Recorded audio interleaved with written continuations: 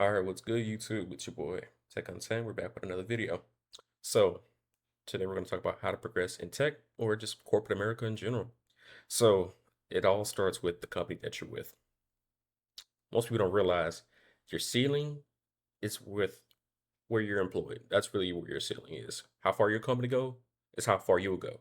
And the opportunities you get within the company is truly how far you will go, right? Because some people within certain companies will get more opportunities than you, depending on what department, depending on what sector, or depending on who your manager is and who your manager's manager is, right?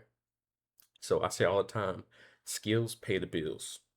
So whether you're looking for money, remote, a good company culture, whatever you're looking for, or just even more skills. If you're one of those people that work really hard and actually want good work to put on their resume and they get bored very easily at their job, right?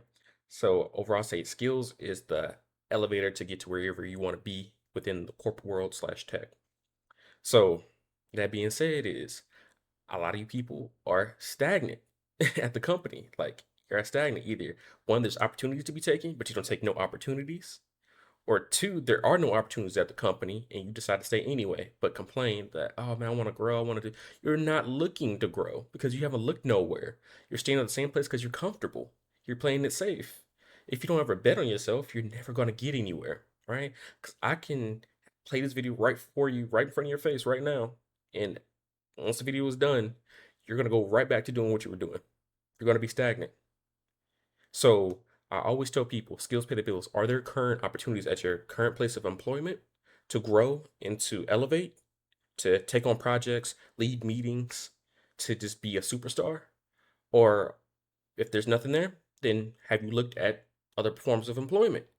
So have those really the main two roles, either stay and grow or leave and grow somewhere else. And especially if you're looking for more money, 9 times out of 10, your company is never going to give you the dream raise that you're looking for. If you're looking for a 10K, 15K, 20K, 30K, 50K, whatever big jump you're looking to make, 9 times out of 10, the company that you're currently with is not going to pay that, right? Every big jump I've made from, I think the biggest jump was probably like either between 20 or 30K jump. I won't say the number, but it was a pretty big number that I jumped from to.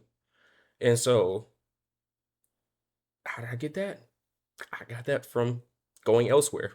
It really wasn't by choice, but it ended up being a better opportunity, right? That was in my previous video. I talked about how I got laid off, but every time I got laid off, I got more money. It's not the fact that, oh, the layoffs pushed me to go get more money. No, eventually I would have left anyway because if there wasn't any more opportunities for growth. So that's why I was actually, one thing I mentioned in my layoff video was when I was at CVS, you know, I was already looking to leave. So I already had a signed job offer somewhere else for a good, well-paying opportunity for growth, everything. So I actually was already leaving for growth. It's just so happened that the role I was leaving for fell through due to CrowdStrike at the time. So it wasn't the layoff that pushed me to go, oh, let me go out there, but no. So when I did end up getting laid off and everything, the next role I got, yeah, it wasn't paying as much, offering as much as the role I would have had if the layoff never would have happened, but it was still paying more than what I was currently making at the time. And it was still, I was still able to upskill while being there. So leaving the company that you're at, if you really want more pay and truly want to make those big jumps, you leave. Don't stay, you leave, right? Or unless you want to have that serious conversation with your manager and just say, this is what I'm looking for. This is what I'm projected to do. These are my numbers, my metrics. If that can actually be a conversation with your manager, have those conversations. Take those conversations. You never know. So have those conversations. But if you realize that's not going to get you anywhere, go. Stop staying. Especially where it takes me the most is when there's no more skills. That's why I always see people at the help desk are the main people, the main culprits of this. People at the help desk level that, wonder why they're not growing or getting the things. I'm like, and they always ask me, hey, how do I grow? Skills. Go somewhere else and go get some more skills. If there's no other teams you can cross collaborate with, or just speaking of cross collaboration, networking, go network with people in the company, right? Go see if you can go be on a joint project and go see what you can go lead, go see what you can go start, what you can go create, right? Go be somebody of value, go be somebody of importance, right?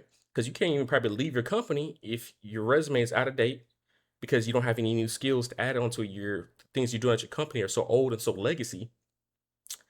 You're kind of trapped, right? You have yourself handcuffs because the job might be comfortable, the workload might be easy, But guess what? You're trapped. You have those golden handcuffs on. It's like, yeah, it's a comfortable job. But now that I want to elevate and try to go get more money or a better working situation, you can't do it because you stayed at somewhere that wasn't beneficial to you. Right? So that's on you. But I always say, I'm going to refer back to it. Skills pay the bills. So go out there and jump and go lead some things, go create some things. If you see there's a problem with some documentation, if you see there's a problem with something that needs to be fixed in automation or whatever, go grow yourself. Go take on those tasks, those projects, and your manager is going to love to see that too, right? So that might also lead to other opportunities within the company or to transfer to a different team in the company, right? Talk to your manager. Hey, what more can I do? Right? I know we're all scared and afraid to work. Oh no, I do extra work. But when you're in tech, you need to be doing this. That's how we grow. That's how we elevate. Not doing the unnecessary little administrative basic stuff. Like, no, actual projects. Right? This is the storytelling that you put on your resume. Tell me about a time. All right. Tell me about a time is a project. That's something, a big hurdle that you overcome. It's a climax. It's a elevation. It's growth. Right? That's what you're telling. That's what they're asking for in these interviews. So don't be afraid to go pick up actual meaningful projects, right? Go on LinkedIn, look at the roles that you want in the future, the things that you're shooting for. Okay, what are they looking for? What can I do in my current role that can translate over? Or what can I pick up in my current role that can translate over? What I mean by pick up a current role to translate over is what projects can you start that's actually going to help them, bring value and improve your current company that you can put on your resume and say, hey, this is what I did, X, Y, and Z. These are my metrics on your resume. Boom, this is why I deserve the job, XYZ. Simple, right? So, all in all this goes to say, just I would go ahead and summarize everything down. At your current company, look for opportunities of growth. If the opportunities of growth aren't there for you, look elsewhere. Simple.